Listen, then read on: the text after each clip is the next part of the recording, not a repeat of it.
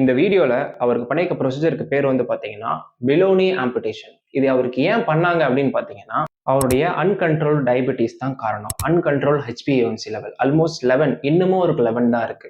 அவருக்கு இது ஒரு சின்ன ஊண்டா ஆரம்பிச்சு, அதுக்கு அவர் மெடிசின்ஸ் ஃபாலோ பண்ணி, ப்ராப்பர் ட்ரெஸ்ஸிங்லாம் ஃபாலோ பண்ணியும், இப்போ அவருக்கு இந்த அளவுக்கு பிரச்சனைய கொண்டு வந்து விட்டுருக்கு அப்படின்னா, ஒரே ஒரு ரீசன் தான் காரணம். அவர் ப்ராப்பரா லைஃப் ஸ்டைல் மாடிஃபிகேஷன் பண்ணல.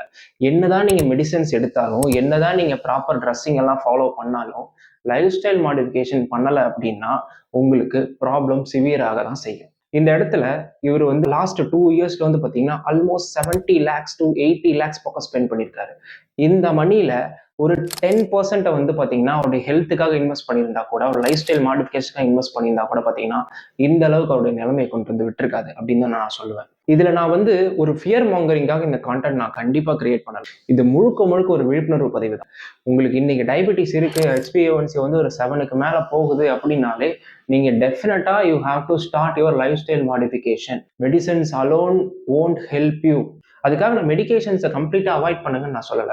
மெடிகேஷன்ஸை எடுங்க, அதோட லைஃப் ஸ்டைல் மாடிஃபிகேஷனுக்கு முக்கியத்துவம் கொடுங்கன்னு தான் நான் சொல்றேன். இந்தியா டயபெட்டிஸ்க்கு ஒரு கேபிட்டலா மாறினதுக்கு மிக முக்கியமான ரீசனும் இந்த லைஃப் ஸ்டைல் தான். So hope you all understand. Life style change பண்ணுங்க. சீக்கிரமா டயபெட்டிஸ்ல இருந்து வெளில வாங்க. நன்றி.